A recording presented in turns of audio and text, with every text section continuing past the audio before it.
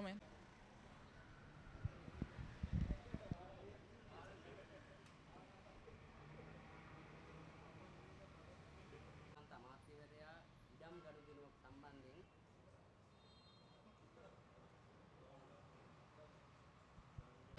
මම අනුරාධ වෙන්නකොන් අද දින මේ අපරාධ පරීක්ෂණ දෙපාර්තමේන්තුවට පහුගිය දවස්වල මා විසින් යම් තොරතුරක් හෙළිදරව් කරා මට ලැබිච්ච තොරතුරු අනුව ලාල්කාන්ත අමාත්‍යවරයාගේ ඉඩම් සම්බන්ධ ඉඩම් ගනුදෙනුවක් සම්බන්ධයෙන් ඒ සඳහා අපරාධ පරීක්ෂණ දෙපාර්තමේන්තුවේ අද මා වෙත කැඳවීම් ලිපියක් ලැබුණා. ඒකට අවශ්‍ය කට උත්තරයක් දෙන්න කියලා.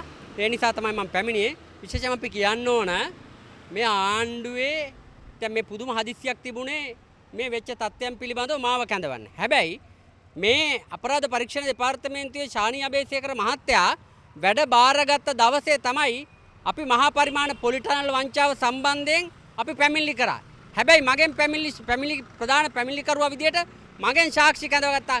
කිසිම නිලධාරියෙකුට එරෙහිව මේ වෙනකන් අවුරුද්දක් කිට්ටු වෙන්න ආවා කිසිදු විභාගයක් කළා නැහැ. ඒතර කුෂිකර්ම අමාත්‍යාංශයේ යටතේ තියෙන කුෂිකර්ම දෙපාර්තමේන්තුවල එතකොට ගොවිජන සංවර්ධන දෙපාර්තමේන්තුවල අන්ත දූෂිත නිලධාරීන් මුදල් අවභාවිතාවන් මුදල් අක්‍රමිකතාවයන් සොරාකෑම් ඒ සම්බන්ධයෙන් අපි අල්ලස් දූෂණ කොමිෂන් සභාවට අපරාධ පරීක්ෂණ දෙපාර්තමේන්තුවට පැමිණිලි කරා. හැබැයි ඒව පිළිබඳව කිසිදු විමර්ශනයක් නැහැ. ඒක තියෙන සම්බන්ධතා මත යටගාලා තියෙනවා. මේ කරන්නේ පණිවිඩ කරුවාට වෙඩි තියෙන එක මේ කරන්නේ. ඒ නිසා අපි කියන්නේ ලාල්කාන්ත අමාත්‍යවරයාට හෝ මේ ආණ්ඩුවයට කියන්නේ යම්කිසි තමන් සම්බන්ධ තමන්ගේ වක්‍රව හෝ ඍජුව සම්බන්ධ නම් අමාත්‍යාංශික දූෂණයකට ඒ වගේම වංචාවකට මොකක් හරි ගනුදෙනුකට ආයතා ගනුදෙනුවකට සම්බන්ධ නම් ඔව් කරන්න ඕනේ පණිවිඩ කරුවාට වෙඩි තියෙන එක නෙමෙයි. ඒ පිළිබඳ විධිමත් පරීක්ෂණය කරන එක.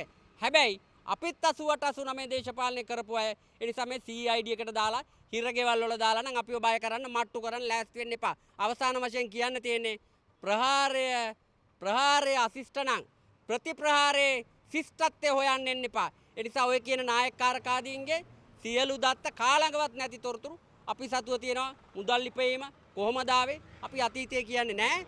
හැබැයි ඒ මොනොත් යම් විදියකින් අපි කියන්නේ මේ තොරතුරු අපිට ලැබිච්ච තොරතුරු අනුව අපි රටට හෙළිදරව් කරා මාධ්‍යයට හෙළිදරව් කරා. ඒක අපේ වගකීමක්.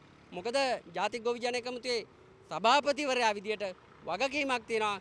කෘෂිකර්ම ක්ෂේත්‍රයේ යම් අමාත්‍යවරු සම්බන්ධ වෙලා නිලධාරී සම්බන්ධ වෙලා වෙනස් සම්බන්ධ මේකට අගතියක් ගොවි ජනතාවට අගතියක් වෙනවා නම් කෘෂිකර්ම ක්ෂේත්‍රයට අගතියක් වෙනවා නම් ඒ සම්බන්ධ හෙළිදරව් කිරීමේ රටට හෙළිදරව් කිරීමේ වගකීම අපිට තියෙනවා.